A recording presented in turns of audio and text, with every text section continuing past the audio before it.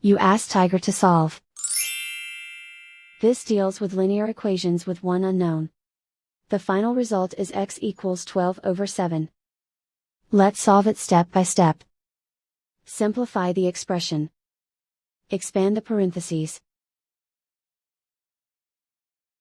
Simplify the arithmetic.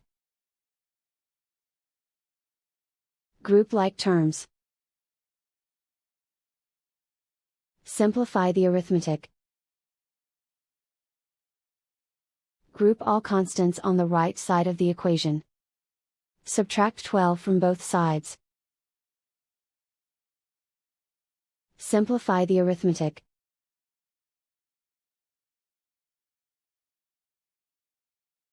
Isolate the x. Divide both sides by -7. Cancel out the negatives.